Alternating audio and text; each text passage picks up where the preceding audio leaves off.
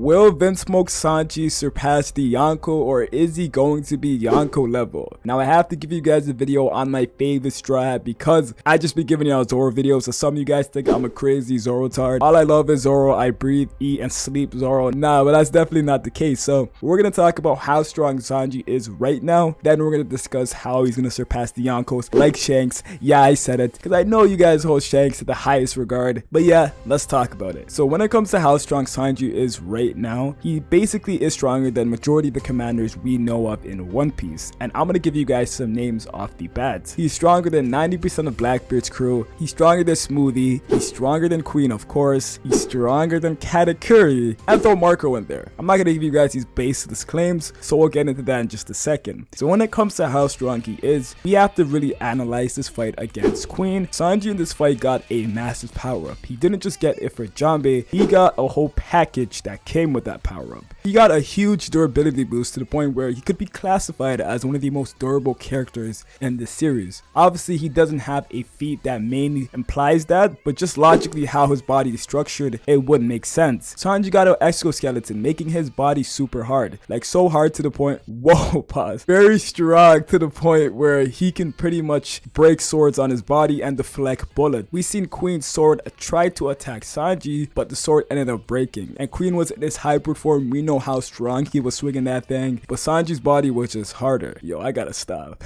Then also when Sanji got his power up, it came with obviously Ifrit Jambe. This attack, he combined his Artemis Haki, the physical strength that also came with the boost, the speed that came with his power up. He combined all of that to unlock Ifrit Jambe, and this attack is extremely powerful. It was so powerful where it took Sanji from doing absolutely no damage to Queen, or barely any damage, to absolutely destroying him in his combination attacks, similar to how he attacked Karubi back in Fishman Island, and he was able to annihilate Queen and send this man flying to a completely different island. But the biggest power up Sanji got in all of this was his speed, and here's why. Sanji became, essentially, you could argue that he became the fastest character in One Piece. I'm not saying that necessarily, but there definitely is a case. Sanji was moving so fast in his battle against Queen that he actually went invisible, and he's done this on multiple occasions. As you guys can see here, Queen thinks Sanji is using a Germa ability that his raid suit gave him where he disappeared, but then he finds out that he's moving so fast to the point where he's practically invisible. What other character in the series has done that? And I know Queen isn't the most observation hockey orientated fighter, but to do this to anybody, and especially a second commander, is an insane feat. But that's not the most crazy thing about it. It's the fact that Sanji can actually move faster than this. I want to put this into perspective real quick. A character like Marco was running full speed and attacking characters like King and Queen. Queen was in base form when he was able to perceive this attack coming from Marco, who was in his fighting state, kind of like his hybrid state in a sense. He was able to see Marco's attack coming right at him. But a character like Sanji was able to disappear off Queen, who's in his hybrid state this time. He was able to disappear directly off his radar, and Queen couldn't find him at all. So that should already show you the difference between a character like Marco's speed and a character like Sanji's speed. But it gets even crazier than that, because Sanji wasn't even at his fastest. What if I tell you that Sanji wasn't using Diable Jambe or Ifrit Jambe when he disappeared in front of Queen's face? We all know in pre-time skip it was stated that Diable Jambe gives Sanji an amp in his speed, making him faster. So if Sanji were to use Diable Jambe, he essentially will be moving quicker. So if he decided to use Diable Jambe, he can move faster than what he just did against Queen. But then if he decided to use Ifrit Jambe, obviously Ifrit Jambe is the bigger upgrade of Diable Jambe by far, then he can move even faster than he would have if he used Diable Jambe. So Sanji's speed is out of this world to the point where if he combines Ifrit Jambe to when he was moving that fast against Queen, God knows how fast this man would be moving. And that could be a part of the reason why Queen wasn't able to react to the combination attacks. Like, he was just taking them because probably he couldn't do anything, because one, the attacks were probably too fast, and two, it was probably too powerful. Speaking of too powerful, I want you guys to remember this is Sanji's only ability he displayed while using Ifrit Jambe. Realistically, this is probably not even his strongest move. What if there was an Ifrit Jambe Hell's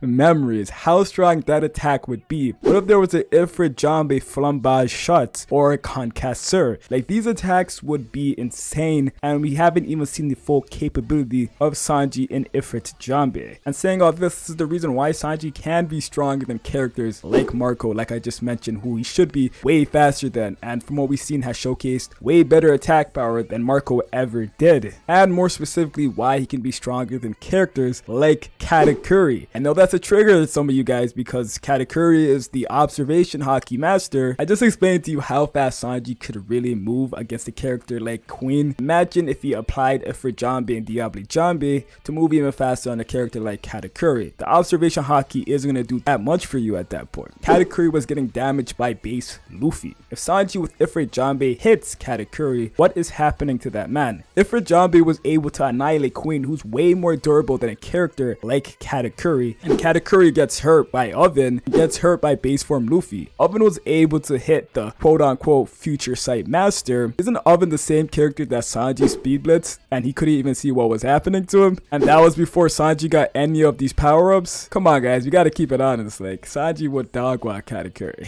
Sanji can speed blitz an Oven who can attack and hit Katakuri. What does Sanji do with the Katakuri now that he has all these power-ups? But saying all this, right, I don't think Sanji is stronger than characters like Ben Beckman, like Sabo, like Zoro, like Law, like Kid, obviously, because these guys are in a whole different league when it comes to those characters. But I do think he's approaching it very soon and could be at that level next arc or the arc after that. And those characters I just mentioned are Admiral level or on the brink of being Admiral level. And Sanji is definitely getting to that level sometime soon. When it comes to Sanji surpassing the Yonko, it's all predicated on the fact that he defeats a strong opponent towards the end of the series. Oda has been hyping up, and it is inevitable that the world government or the final war will take place with the world government. Oda has been hyping up this final war for years now, and the entire series we've been following the path of Yonko. We've been going around defeating Yonko, fighting Yonko, and the admirals and the world government have been hiding back, kind of being reserved for later on in the series, and that's where we're heading to right now. Sanji is obviously the strongest. Why did I say the strongest? That's cap. The third strongest Straw Hat, and he essentially fights one of the strongest opponents in the entire organization, so it makes sense for him to have a very fearsome, insane caliber opponent when it comes to fighting in the war at the end of the series. And this could more than likely be admirals, as we all been suspecting the entire series, especially when we first seen that Dress Rosa opening when Sanji fighting Kizaru, Luffy fighting Akainu, and Zoro fighting Fujitora. I know the common theory is that Sanji could fight Kizaru, which is definitely possible because these characters both like to kick. Sanji is being hyped up as being like the fastest character in some way. Kizaru's obviously the light man, so he could be the fastest character of One Piece. These two characters, they match up so perfectly. They both have a yellow theme. Kizaru was yellow clothing, Sanji obviously his hair is yellow, and it's like there's a lot of correlations with how they fight, which would be an amazing matchup, but that's not necessarily how these things always happen. Sanji could also fight a character like Greenbow, which is more likely in my opinion. Greenbow has like the opposite ideology when it comes to Sanji and food. This man does not eat at all. He gets all his nutrients from like plants and stuff, and he hasn't eaten in years, and Sanji is completely against that. Sanji will feed anybody who needs to be fed, and like Sanji is a big believer in you gotta eat food, you gotta value food, and Greenbow essentially does not do that at all. Sanji could teach him the importance of food, and it would make for a good battle, and they both love women, so it's like these two kind of have the same type of character, but they're also very different in many ways. And if Sanji doesn't even fight an admiral, there is going to be another strong character he has to take down, because in all the organizations, and the last one being the world government, the level of these fighters are gonna be insane. Like, it's not gonna be no first commander, it's not gonna be no second commander level. It only gets stronger and stronger from here on out. So we just took down commanders in Wano. Whoever we take down next arc might not necessarily be admiral level, but it's working towards that. As we move higher, the opponents get stronger, and if Sanji defeats an admiral or someone of that caliber, it's definitely enough to put him in the Yonko level status, to the point where he can beat a character like Big Mom, where he can be stronger than potentially Kaido. I have no doubt in my mind that Sanji will showcase way more impressive things than Big Mom has ever did in the entire series. With Shanks and Blackbeard is where it gets kind of different, because their importance potentially lies with Luffy and fighting Luffy at the end of the series, and obviously those characters are gonna have to be on the same level as Luffy, which Sanji obviously isn't going to be. So I know you Shanks fans are happy I didn't mention Shanks. Probably isn't possible, but characters like Buggy, characters like Big Mom, like Kaido, it's most definitely possible in the final war for Sanji to take that leap against characters like that. But yeah guys, I have no doubt in my mind that Sanji will find his way to the Yonko level status, whether that means he's on the same level as Big Mom or Kaido. I do believe he can get to that level based on where he has to be at the end of the series, based on who he fights and how he's currently progressing right now in the One Piece series and how strong he is right now. So yeah guys, if you agree with me, let me know down below. If you think I'm delusional, also let me know down below, and I'll catch you guys in the next video. Peace.